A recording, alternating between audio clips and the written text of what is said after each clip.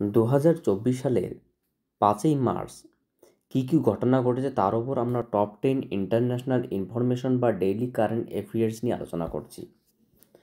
তো চলো স্টার্ট করছি। প্রথমে যে বিষয়টা রয়েছে, ইন্দিরাম্মা হাউজিং স্কিম লঞ্চ করলো তেলেঙ্গানা, মানে তেলেঙ্গানায় ইন্দিরাম্মা হাউজিং স্কিম লঞ্চ করলো তেলেঙ্গানা সরকার।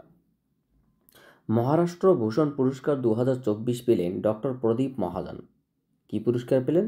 মহারাষ্ট্র ভূষণ পুরস্কার 2024 কে পেলেন? ডক্টর প্রদীপ মহাজন।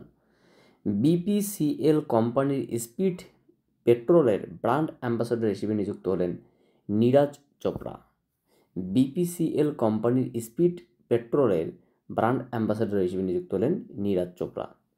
সম্প্রতি 91 বছর বয়সে মারা গেলেন প্রখ্যাত প্রত্নতত্ত্ববিদ ডক্টর অরুণ কুমার শর্মা। সম্প্রতি 91 বছর বয়সে মারা গেলেন প্রখ্যাত প্রত্নতত্ত্ববিদ ডক্টর অরুণ কুমার শর্মা। হজ সুবিধা নামে মোবাইল অ্যাপ লঞ্চ করলো স্মৃতি ইরানি। হজ সুবিধা নামে মোবাইল অ্যাপ লঞ্চ করলো স্মৃতি ইরানি। দ্বিতীয়বার পাকিস্তানের প্রধানমন্ত্রী হিসেবে নির্বাচিত হলেন শেহবাজ শরীফ।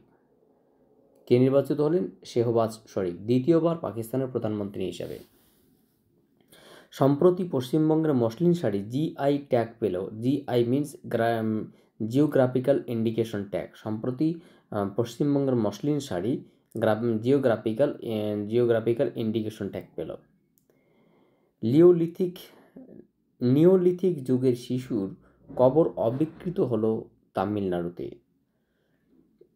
ছাপছার কুট ফেস্টিভ্যাল পালিত হলো মিজোরামে। 4th খেলো India university games overall champion হলো চণ্ডীগড় ইউনিভার্সিটি। এই ছিল আজকের আপডেট। তোমরা এগুলোকে কনসাল্ট রাখো, কারণ এখান থেকে প্রশ্ন বিভিন্ন এক্সামে আসে।